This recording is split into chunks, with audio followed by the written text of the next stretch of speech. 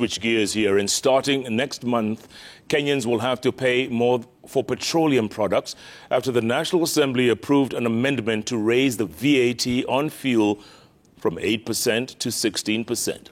Despite spirited opposition by members of the Azimio coalition, government-allied MPs continue to have their way in all the amendments as the House moves to finalize on the controversial bill by tomorrow.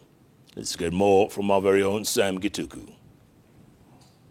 And border sector requires fuel. That is just one. The National Assembly was divided over the fate of the proposed increase of value-added tax on petroleum products, with a section pushing for abandonment of the proposal.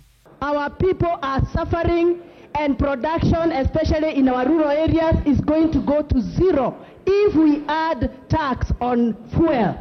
I therefore would want to say it very clearly here that if you want to revamp the economy of this country, adding tax on fuel is not the solution. Ulisikia wapi? Nyinyi ndio mliosema Kenya haina pesa. Kenya iko broke. Nyinyi mwenda kuongeza mafuta, bei ya mafuta mara 100%. Hawa mama mboga ambao wanaenda sokoni wataenda na mafuta ya gari gani waweze kujikimu? Hawa bodaboda mlikuwa mnawazungumzia wataweza kufanya kazi zao vipi? Serikali msituchezee. Kenya Kwanza allied MPs, however, put up a spirited defense for the proposal. It is taxpayers' money that has been paying the remaining 8%, and that is a fact. It is indeed true that a rise in VAT by 8% will occasion a rise in fuel prices, Honorable Speaker. The chair has enumerated the railway development levy that has gone down. IDF has gone down.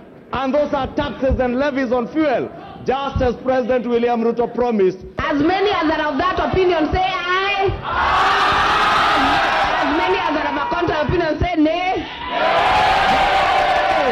The House was forced into division, each member present required to directly cast a vote for or against the clause. 184 MPs voted to keep the amendment against a minority 84. And so, starting next month, the VAT on petrol, diesel and kerosene will rise to 16%. At the moment, out of a VAT charge of 8%, petrol is charged 13 shillings 48 cents per litre at the pump. This will increase next month. Will as many as of that opinion say aye? On Tuesday night, high-income earners were dealt a blow after the House approved 2 new tax bans on monthly salaries. Persons earning more than 500,000 shillings will now be charged 32.5% on earnings above $500,000 but below 800,000 shillings. And those earning more than 800,000 shillings a month, a tax rate of 35% will apply for all earnings above 800,000 shillings. At the moment, the maximum tax rate is 30%.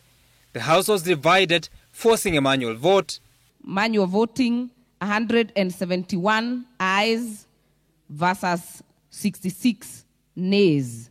Earlier Tuesday night, the House approved that businesses and employers be allowed to deduct expenditure on housing contributions for their employees before tabulating the amount of tax on profits they should pay. This means that once the housing levy of 1.5% on employees' gross pay takes effect, employers can make a similar contribution for their employees, which they will deduct before tabulating the tax they should pay on their earnings.